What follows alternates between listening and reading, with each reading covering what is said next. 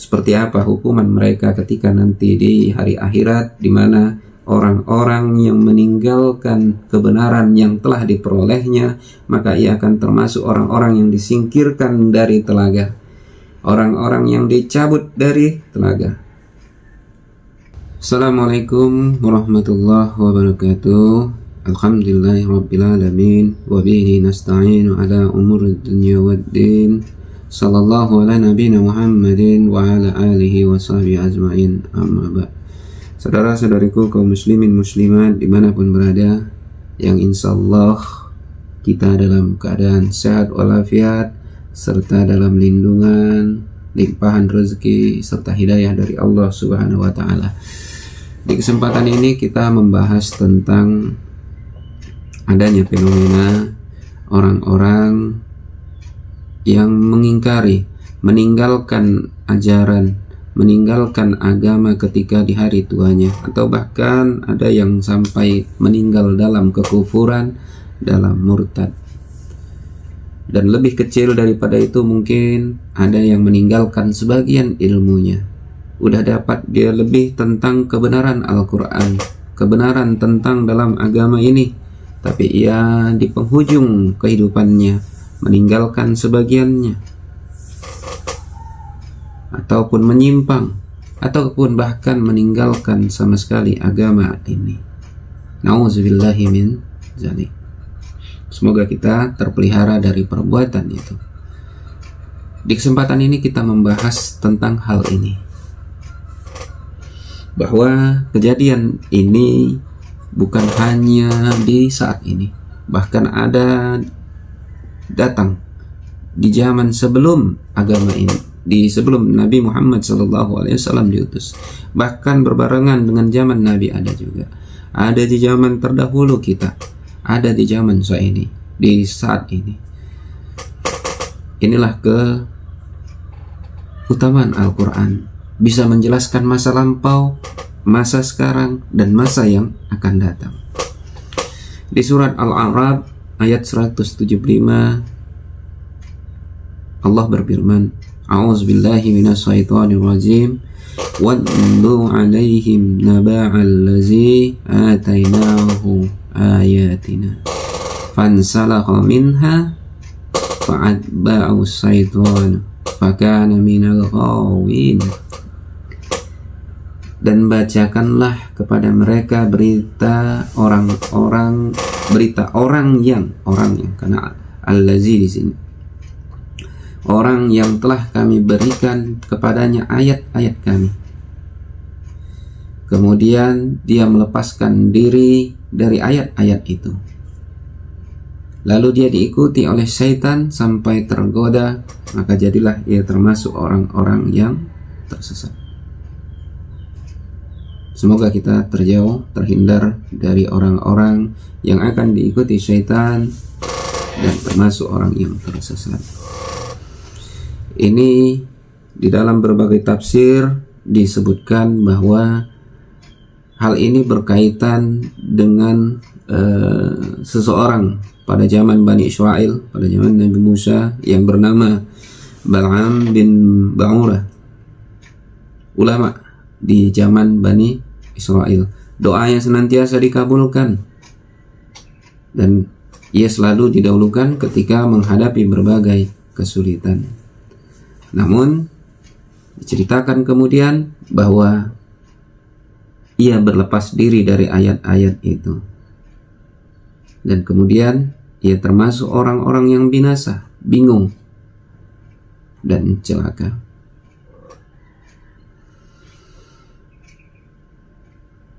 Di tafsir yang lain juga banyak disebutkan, ada yang menyebutkan ini berkaitan dengan Bal'am, ada yang menyebutkan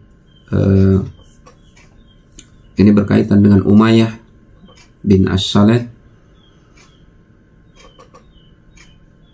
yang ini dia udah ada sebelum zaman Nabi, dia tokoh, dia mempelajari agama Yahudi, Nasrani, tapi ia kemudian mengetahui bahwa Allah akan mengutus seorang nabi dan ia berharap bahwa dia termasuklah orang yang nabi tersebut. Tapi ternyata nabi yang diutus itu adalah Nabi Muhammad SAW. Maka kemudian mereka mengingkarinya. Itu juga ada yang menyebutkan ini bahwa adalah Nu'man al-Khazraj, yang kemudian disebut juga namanya Abu Amir.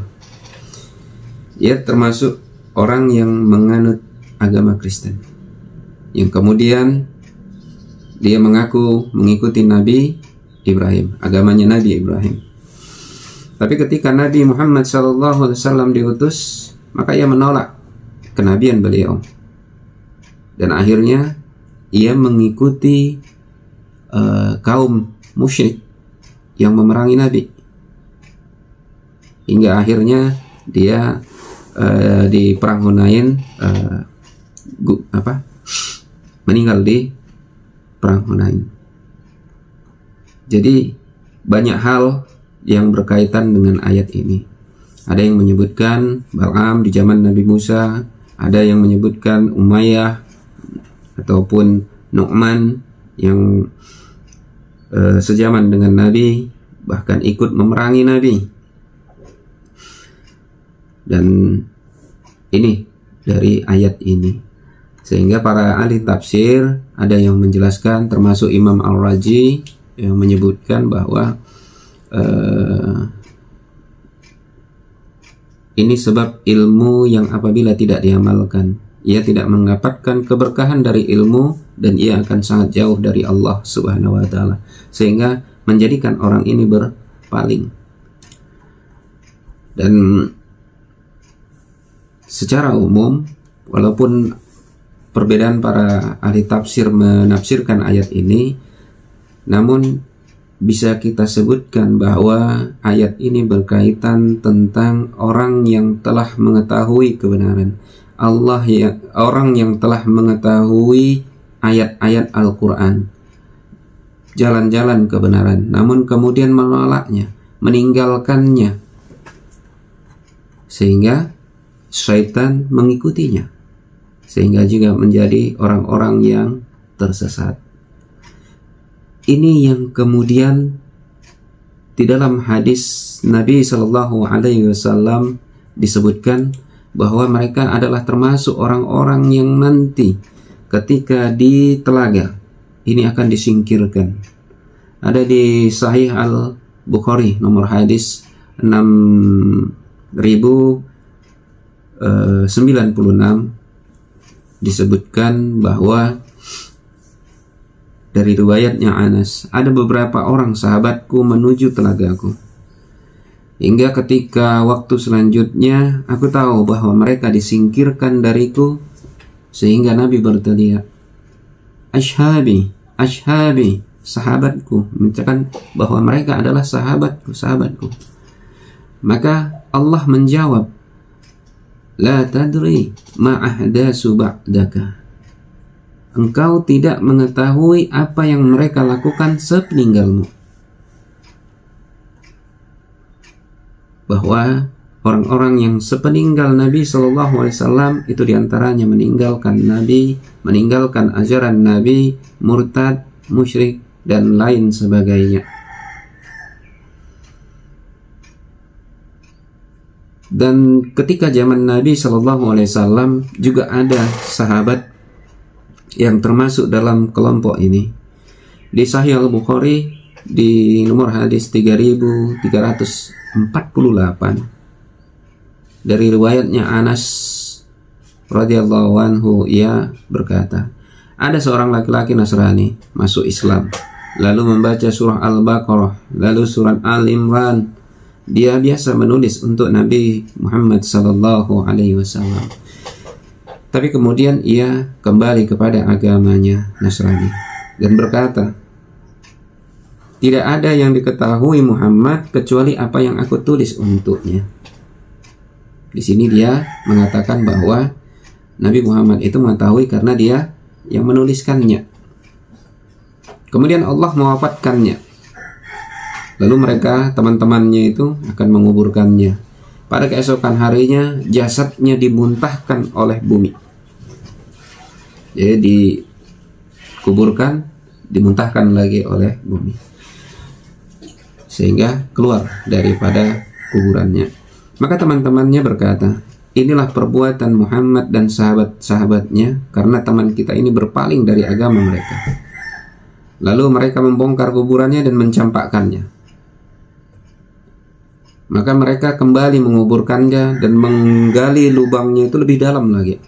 Namun keesokan harinya jasadnya kembali dimuntahkan bumi.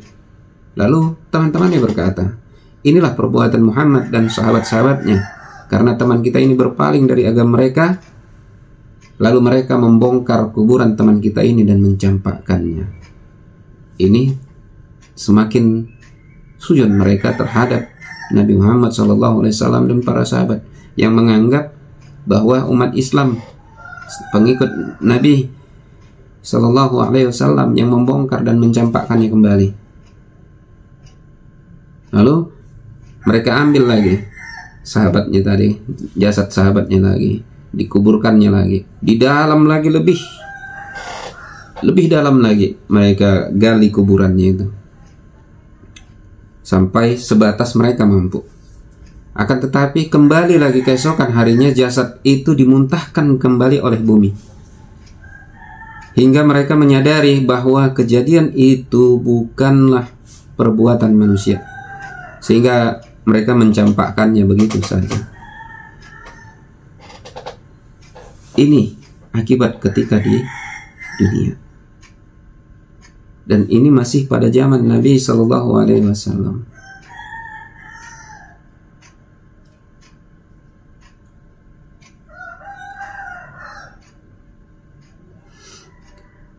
Sungguh terhina. Begitu juga ketika di akhirat, termasuk orang yang diambil, diculik dari telaga. Adakah di sekitar kita saudara-saudari lihat hal yang sama? Tentu ini ada di antara kita, ada di antara lingkungan kita, ada di antara komunitas kita mungkin, yang mana ketika awalnya dia termasuk orang yang alim, termasuk orang yang berpengaruh, mempunyai ilmu di dalam agama ini, tapi ketika di hari tuanya, di hari kemudiannya, ia justru meninggalkan ilmu agama yang ia peroleh. Bisa jadi karena duniawi, bisa juga jadi karena salah pemahaman ataupun dan lain sebagainya. Bahkan tidak jarang ada yang sampai menghembuskan napas terakhirnya ia dalam keadaan murtad, bahkan sampai meninggalkan agama. Bahkan mereka sampai menghasilkan tulisan ataupun kritik yang nyeleneh terhadap agama ini. Bahkan ada yang orang Islam sendiri yang menyebutkan bahwa Islam itu termasuk pemuja berhala. Kitab Al-Quran itu sebagai kitab yang dianggapnya sebagai dongeng. Itu yang diajarkannya dulu, tapi kemudian ia tinggalkan. Bisa jadi karena kepentingan dunia dan lain sebagainya. Banyak hal, tokoh dunia maupun tokoh nasional, mudah-mudahan kita dijauhkan dari hal-hal seperti ini. Semoga kita diberikan nikmat istiqomah dalam menjalankan agama ini. Oleh karena itu, di dalam Al-Quran diajarkan beberapa doa yang bisa kita lakukan. Mudah-mudahan ini bisa menjaga kita agar tetap istiqomah di jalan Allah. Di surat Ali Imran ada satu doa yang bisa kita amalkan. Rabbana la tuzigh qulubana ba'da iz hadaitana wa hab lana min ladunka rahmatan innaka antal wahhab. Ya Tuhan kami, janganlah Engkau condongkan kami kepada kesesatan setelah Engkau beri petunjuk kepada kami rahmat dari sisimu. Sesungguhnya Engkau adalah Maha Pemberi. Doa ini mengajarkan permohonan kita kepada Allah agar tidak muncul kesesatan, agar tidak condong kita kepada kesesatan setelah Allah berikan petunjuk, setelah Allah tunjukkan jalan-jalan kebenaran kepada kita, setelah Allah tunjukkan ilmu-ilmu Allah kepada kita. Mudah-mudahan dengan doa ini bisa menghantarkan kita untuk istiqomah di jalan Allah Subhanahu wa taala. Begitu juga di hadis ada juga disebutkan bahwa doa-doa yang disebutkan oleh Nabi maupun sahabat, termasuk Nabi SAW disebutkan dalam riwayat Anas bin Malik radhiyallahu anhu bahwa Nabi SAW itu terbiasa membaca doa, ya muqallibal qulub sabbit qalbi ala dinik. Wahai zat yang membolak-balikkan hati, teguhkan hatiku di jalan agamamu, di atas agamamu. Ini doa yang sering Nabi SAW bacakan. Ini dari riwayatnya Anas bin Malik radhiyallahu anhu di dalam hadis Sunan At-Tirmizi nomor hadis 2066. Ada juga dalam hadis lain yang berkaitan tadi tentang adanya para sahabat, adanya umat Islam yang kemudian nanti di telaga akan diusir, ada yang dicabut, ada yang disingkirkan dari telaga karena mereka berbalik ke belakang.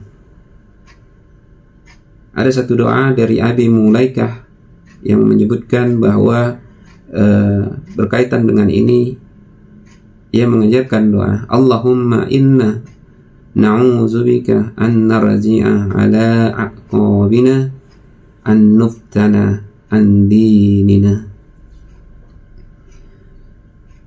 Ya Allah, kami berlindung kepadamu dari berbalik ke arah belakang atau terkena musibah dalam agama kami. Jadi agama ini mengajarkan permohonan kita agar kita tidak termasuk orang-orang yang berbalik ke belakang, tidak termasuk orang-orang yang murtad, tidak termasuk orang-orang yang bakal terkena musibah dalam agama ini. Ini saja mungkin yang bisa kita sampaikan pada kesempatan ini, baik dari segi dalil apapun atau dan tafsirnya terhadap orang-orang terdahulu. Kita juga ada contoh di sekitar kita, ada juga seperti apa hukuman mereka ketika nanti di hari akhirat, di mana orang-orang yang meninggalkan kebenaran yang telah diperolehnya, maka ia akan termasuk orang-orang yang disingkirkan dari telaga, orang-orang yang dicabut dari telaga. Sehingga Nabi SAW itu nanti akan bermohon, mereka sahabatku, mereka umatku. Tapi Allah menyebutkan, engkau tidak mengetahui apa yang mereka perbuat ketika sepeninggalmu. Oleh karena itu, banyak doa yang diajarkan dalam Al-Quran maupun hadis-hadis yang diantaranya tadi sudah kita sebutkan, yaitu 3 doa. Yang pertama, Rabbana la tuzigh qulubana ba'da idh hadaitana wa hab lana min ladunka rahmah innaka antal wahhab. Ya Tuhan kami, janganlah engkau condongkan kami kepada kesesatan setelah engkau beri petunjuk kepada kami rahmat dari sisimu. Sesungguhnya engkau maha pemberi. Dan tadi juga ada, kita tambahkan 2 doa hadis. Yang satu dari Nabi SAW yang sering beliau bacakan, ya muqallibal qulub sabbit qalbi ala dinik. Itu juga doa yang dari para ulama kita. Abi Mulaikah menyebutkan, Allahumma inna na'udzubika an narzi'a ala aqabina aw nuftana an dinina. Mudah-mudahan ini bermanfaat bagi kita semua, khususnya bagi kami secara pribadi. Adapun kurang lebihnya kami mohon ampun kepada Allah Subhanahu wa taala. Kepada kita semua kami mohon maaf. Billahi taufiq wal hidayah. Assalamualaikum warahmatullahi wabarakatuh.